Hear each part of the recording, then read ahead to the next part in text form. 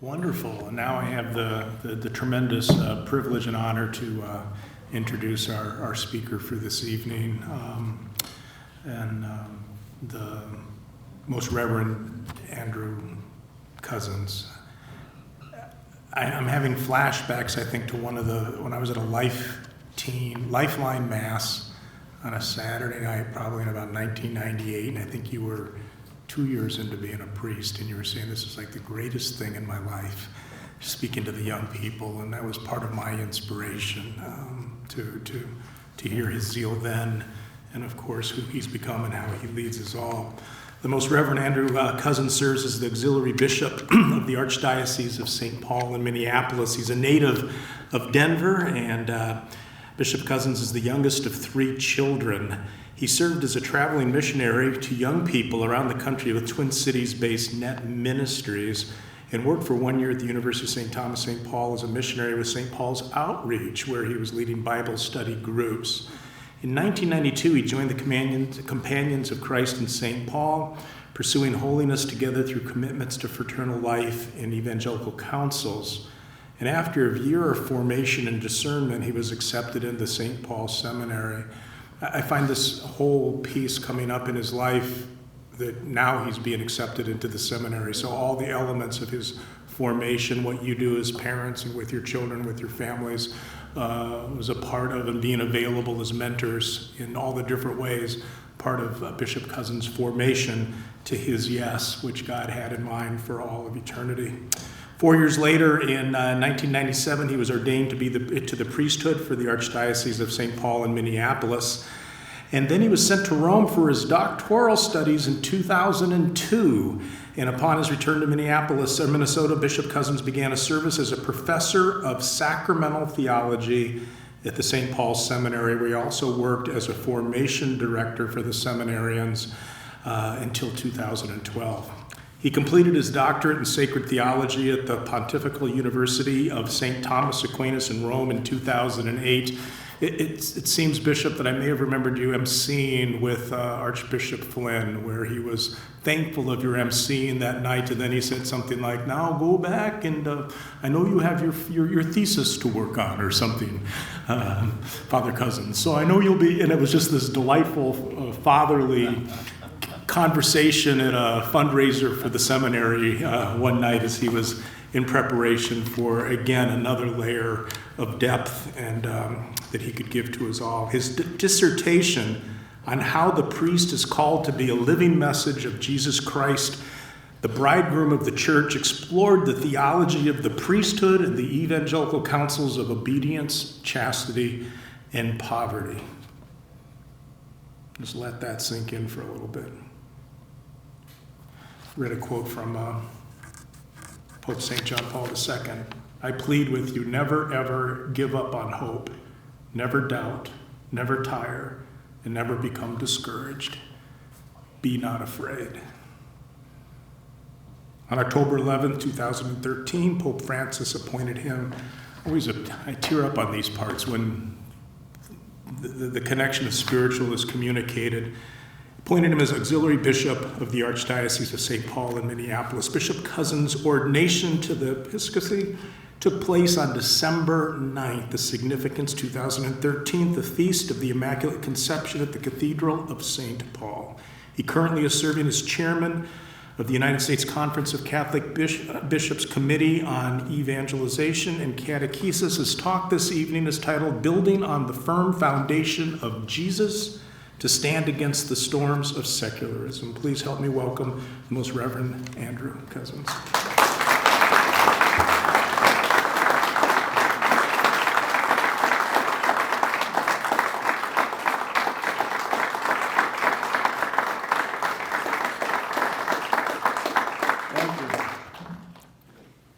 There's obviously too much information about my life on the webpage. I'm shorten that. I'm very grateful to be with you here this evening. So excited about the St. Joseph Guild concept and the work that's being put into building it. Grateful to be here at the beginning and want to talk a little bit about why it's important, really from a kind of different perspective of why we need institutions like this to strengthen really the families in our church for the sake of the culture that we live in. I had the privilege of living in Rome for a few years, and during those years I had the privilege of serving Mother Teresa's sisters, the missionaries of charity. In my first year in Rome, I stayed in Rome for Christmas, partially to experience Christmas in Rome, and also I had studies to do. And I was a priest at the time, and the sisters asked me if I would come and celebrate Christmas morning Mass for them. Mother Teresa's sisters at a convent just outside of Rome, and I was happy to do it until I found out Mass was at 6 a.m. on Christmas, because they serve the poor on Christmas Day, so they have Mass earlier, you know. But I said yes anyway, and but then, of course, we all went to midnight Mass the night before, which at that point really was at midnight, with St. John Paul II. I always joke that, it's kind of a Catholic question. You call the parish, say, what time's midnight Mass? Oh, it's at 10:30.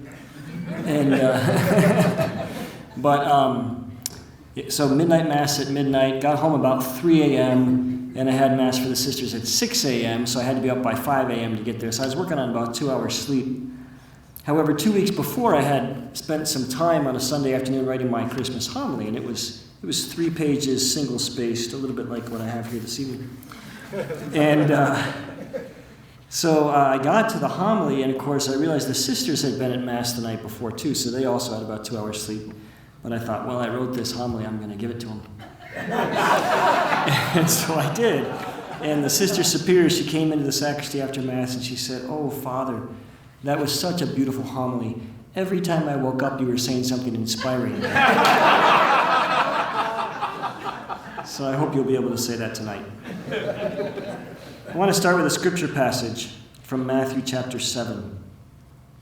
Everyone who listens to these words of mine and acts on them will be like a wise man who built his house on a rock.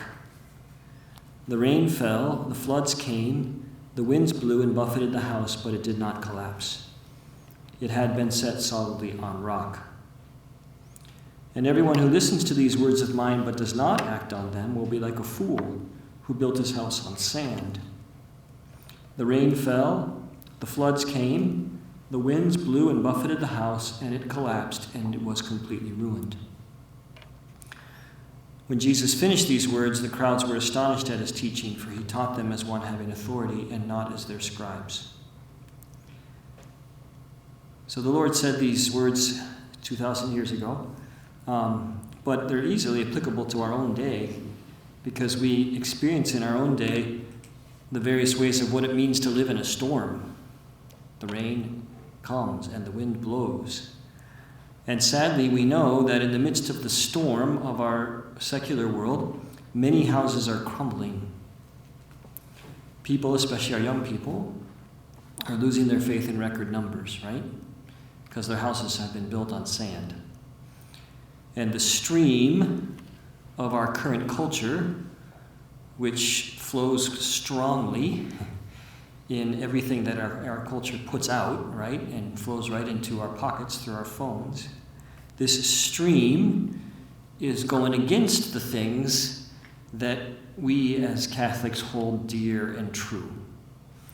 And so, even especially perhaps more clear after the experience of COVID, we find ourselves in a difficult spot. We find ourselves in a difficult spot. Not an impossible spot, but a difficult spot. And of course, the result of those crumbling houses is more wounded people, right? Whenever families crumble, whenever houses crumble, whenever people's lives are broken in various ways, they're wounded, and more wounded people, and then those wounded people then become wounded wounders, right? Basically, they wound other people. And we all know how difficult it is to break that cycle where poverty and abuse have grown into a community through the breakdown of the family, right? It's really hard to break that cycle.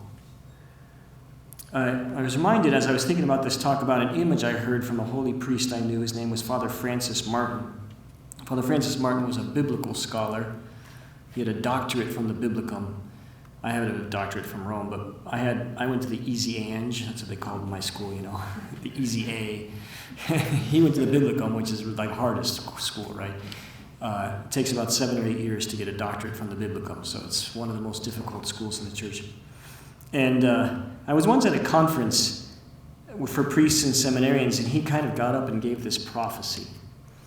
And he said, I can see a cultural tsunami coming. It's a big tidal wave, and it's coming, and it's going to wipe out and destroy a lot of things. And he said, what God wants to do is build ramparts.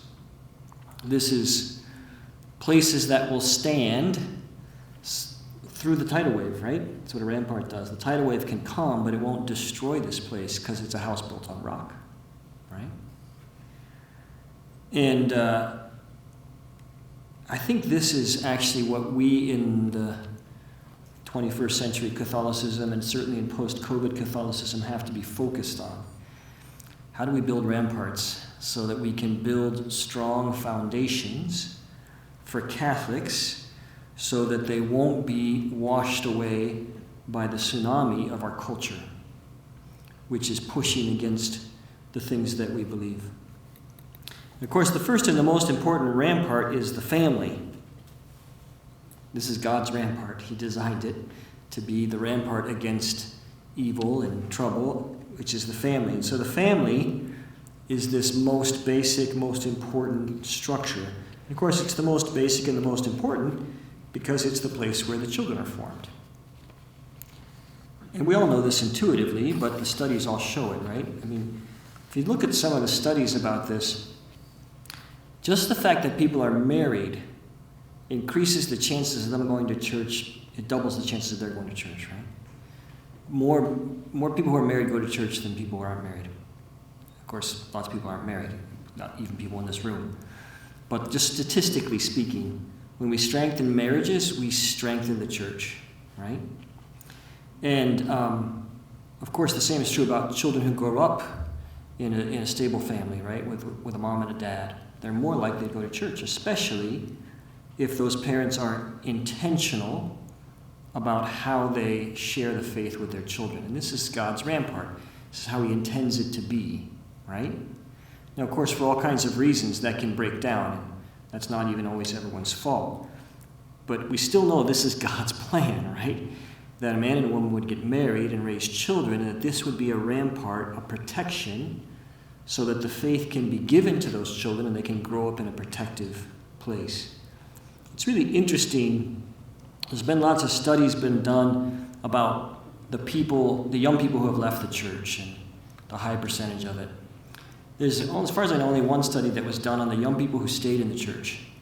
It's got done by a guy named Christian Smith, and the study was called Go Ask Your Father. And he basically says that the good news is that if parents are intentional, and he gives very intentional ways about handing on the faith to their children. So not only do they go to Mass every Sunday, really every Sunday, right? Because, of course, as soon as you miss one Sunday for a soccer game, you've just taught your kids that soccer is more important than God, and then when they go to college, soccer will be more important than God, right? It's just the way it goes. So you have to be intentional, not just about going to Mass, but also intentional about how you teach your kids the faith, right? How you have conversations, how you present a worldview, and how you surround your children with other people who share that worldview, right?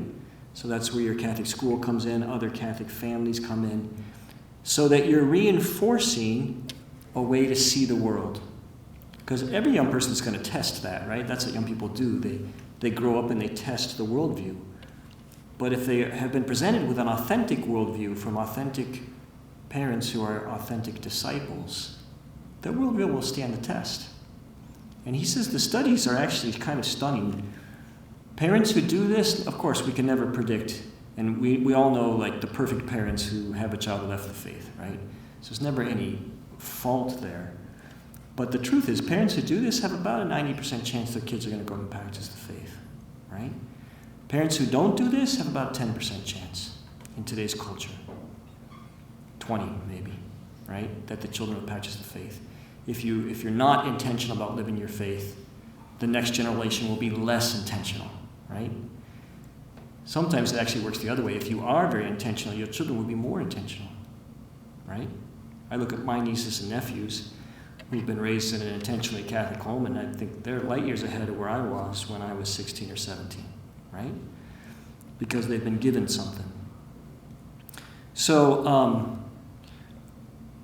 the point is this: if we don't protect marriage and family, and if we don't help parents in this very important role of bringing up their children, then we will, in fact, continue to lose the next generation. We're already losing them, but we'll continue to, right? But it's possible, and if we do this, actually, if you create good support for families, it ends up supporting everybody else too, right? So like, why do widows get supported? Well, because there's a Catholic family who cares for them, right? This is the way the community begins to work when it's working well. So how do we support families, which is God's rampart? Well, we have to raise up around families small communities and promote the kinds of things that will support them in their faith, right? I've seen this happen. I'm always telling young people, they get married and they settle down somewhere, and I say a couple things. One, join a parish, get envelopes. We were just talking about that. Like, actually join a parish and start tithing, start giving money, do all those things. But then find other young couples and start a small group and get to know each other and form real Christian friendship. People whom you can talk about your faith with. People who can share the deepest desires of your heart with. People who will challenge you to grow. People who you can gather for a real conversation, real sharing, real faith study. People who will help you learn how to pray. All these things that we're called to do and that we know we're called to do as Catholics, we really can only do with the right kind of support. And no one's actually meant to live the faith alone, right? Now, of course, the culture used to support these things. Maybe never as much as it should have, but it used to. Whereas now, of course, everything goes against it, right?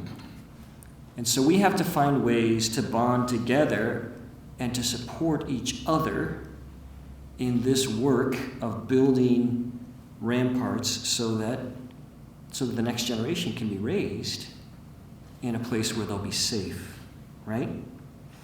And so there are lots of examples of these kinds of communities.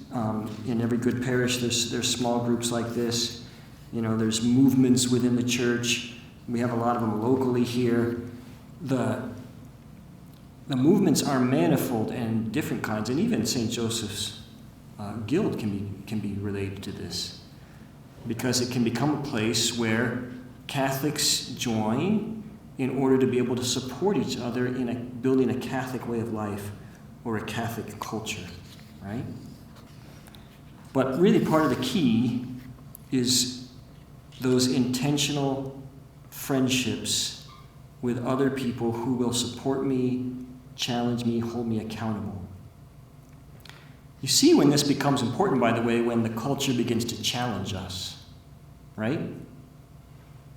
If I'm a nominal Catholic and I'm asked to do something at work that's against my Catholic faith, well, it's not that big a deal. Who's going to know, right? But if I'm meeting with a group of other men every week to study the Bible or to pray together, and we're having real conversations about how we live our life, well, then I'm going to bring that to this conversation, and I'm going to get advice and support in how to do the right thing, right? Some very interesting connections to this. There's a man who wrote a book recently. I read. All of us were reading. At least I was reading more books during COVID. Not sure about everybody else, but I was. And I read this book called "Live Not by Lies" by Robert Dreyer. He makes the point that this was the way the Catholics survived under the communist bloc, was they formed small groups. Because when the churches got shut down, where did you go to get support to live your faith? And when you were going to lose your job because you were a Catholic, where did you go to get support so you wouldn't give up your faith? Well, you had a small group of people who you had to look them in the eye, tell them you weren't going to give up your faith because they were your friends and they were helping you, strengthen you through this, right? Now, we're not, thank God, in that place yet, but in a certain way we actually are. There are many, many places in our culture right now where if you are fully believing Catholic, if you profess solidly your Catholic faith, you won't be able to get a job.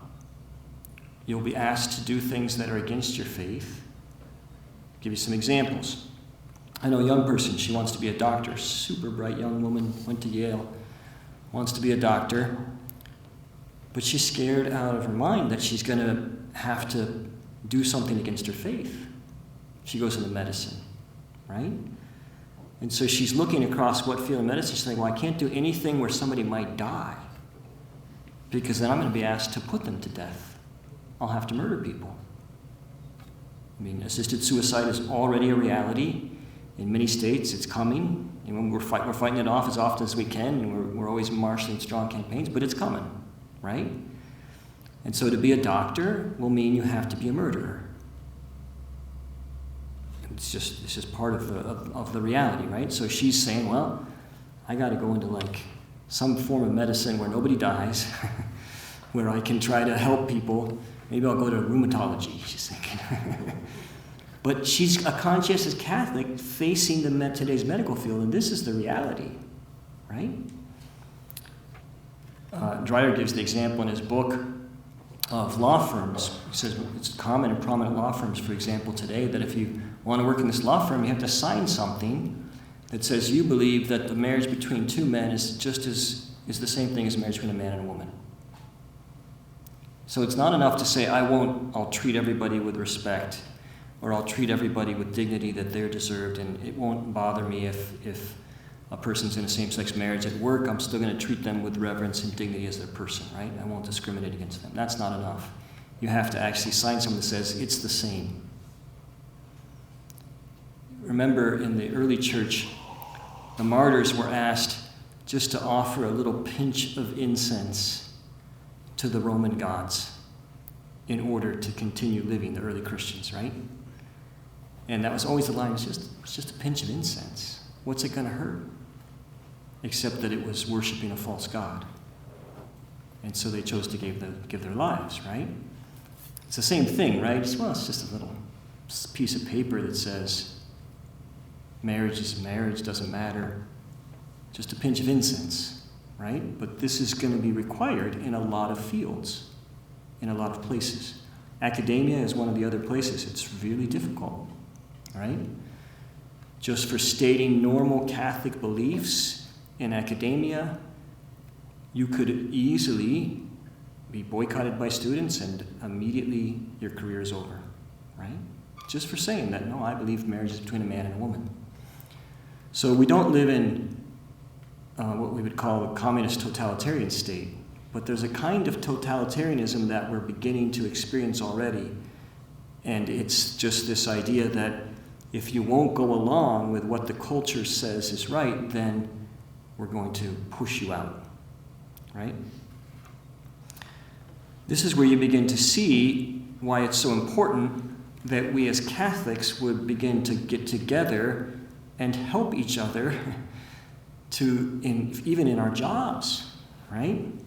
That we'd get together and be able to form Catholic companies where we would actually have Catholic values, where we'd be able to support each other in that, where I know I won't get persecuted for speaking about what I know to be true, right?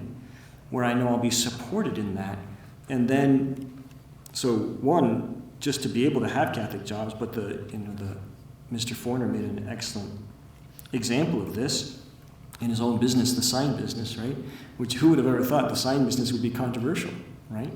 But now we're in a place where even the wedding cake business is controversial, right? And the sign business could become controversial. And so how do I live my faith in such a way? I only know Mr. Forner because his son's a priest in the archdiocese, so I know that's how I know his name. But that's just an example of if I have a Catholic company and I hire other Catholics, then we're going to be able to strengthen each other in living our faith in the midst of the culture, and it becomes a kind of rampart. Even in my business, that is a protection against this current that's wiping things away, right? But then you begin to think of the other benefits. I get to know other Catholic families, other Catholic people who have the same values, who celebrate the same feast days, who begin to create a Catholic life and a Catholic culture. Because, of course, Catholic life is supposed to be fun. It's not supposed to be all bad news, right? I'm giving the bad news tonight, I'm sorry. But it's actually supposed to be fun, and actually we're the inventors of the feast day, and we're the inventors of celebration. And, you know, when you have a Catholic culture in your company, you can begin to value those things, and you can begin to lift up what's true and good and celebrate those things. And it actually enforces people and strengthens them in their faith by building together a Catholic culture.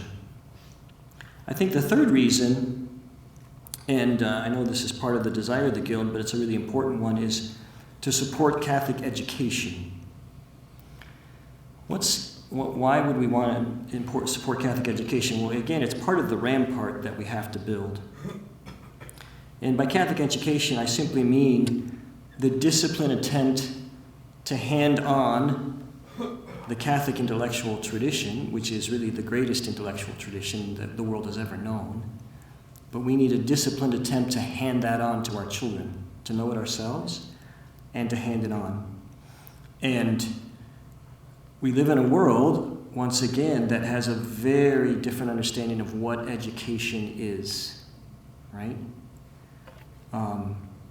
We as Catholics, when we think about education, we look at a person to be formed, and we think of all the potential that that person has. And we want to form the whole person. We want to form their imagination. We want to form their heart. We want to form their body. We want to form their mind, right? And we want to help this person reach their potential. Really, we want to teach them their destiny as children of God and what that means, because we know that's the truth that changes a person's life when they understand, I was made to live in relationship with God. This is not the way the state looks at education, right? When the state looks at education, the state looks at students who need to learn certain goals and standards and things to be accomplished, right? It's a utilitarian perspective. Everybody needs to know a certain amount of math. We got to teach this person math, and we got to test them on that and have standards on that. And everybody needs to know a certain amount of computers or English language, and we're going to test them on these things, right? And so the state sees education as getting across a set of facts, and we're going to measure and standardize that, make sure we're doing it, and we're going to correct it when we're not. Now, of course, we all know there are many wonderful educators who work in public schools, who are actually forming young people, right? My mother was one of those for 30 years. But the system itself is not set up to do that. Now, unfortunately, many times our Catholic schools have been drawn into that system, right? But it's not fundamentally who we are as Catholic educators. We're about forming a human person, right? Of course, if you form a human person well, they'll do much better on the standardized test than the kid who just studied the facts, right? It works much better. And the other huge problem, though, is that we don't even agree with the public schools on what the standards are or should be. Even if we could say education was simply about teaching a set of facts or standards, their set of facts and standards is in many ways contrary to what we believe a human person is and what we believe is good about a human person. My mother was a public school teacher for 30 years, and she told me about 5 years ago, she said, I'd never send you to a public school today because the system has transformed so much, even in our lifetime, right? And we know, for example, that right now in Minnesota, they're undergoing a review of the social studies curriculum in our public schools. And so it doesn't look promising. I hate to tell you this. I mean, the bishops on a state level, we're always watching these things, and we're always trying to fight for the good and the true, but it's a losing battle here. And so we already know, I already know the facts, that It's very clear, for example, in grade school kids in Minneapolis, that they teach first and second graders there's no difference between boys and girls, and that you get to decide what you want to be, right? They teach first and second graders that there's no difference between a marriage between two men or a marriage between a man and woman. This is already happening in Minneapolis and St. Paul Public Schools, right? But this will become the state standard, is the point. And so at what point, it's already at the point, in my opinion, where we as Catholics have to say, okay, the education of our children we can't surrender, and we have to actually find ways to build a strong education system for the sake of our children, whether that happens through homeschooling or through Catholic education. We have to find ways to do this because it's an essential part of the rampart that we have to build for our children. The last thing I want to say is just a word about prayer. I hope this doesn't seem like an added extra, because it's not. The point is that it's important that we take stock of the signs of the times in which we live, and that we're sober about the times in which we live and what happens. And it's important that we're intentional about the way we choose to live our life. But the real work that God does in the world happens supernaturally. It doesn't happen naturally. Now, of course, we know grace builds on nature and God uses us, right?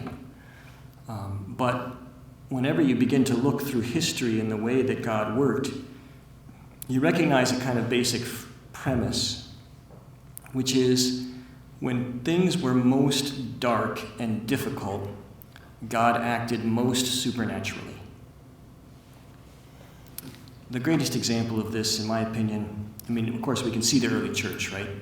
So the whole example of what happened in the first 200 years of Christianity, it's something that no one could have predicted, and there's really no reason that it should have happened, right? Christianity starts as a very, very small group of people, certainly less than 30, 12 leaders, and those people convert the whole known world, which is the Roman Empire, within 200 years. How does that happen? Well, there's only one explanation. It's the Holy Spirit, right? And they were building, of course, with the power of the Holy Spirit, they were building on some intellectual tradition, but they were able to bring about a revolution. And it's because God acts most powerfully when times are darkest, right? My other favorite example of this is the story of Our Lady of Guadalupe. So I don't know if you know much about the apparitions of Our Lady of Guadalupe that happened in the 16th century in Mexico City, but the Aztec culture was by all accounts the most evil culture that has ever existed in the history of the world. Its whole religion was based on human sacrifice.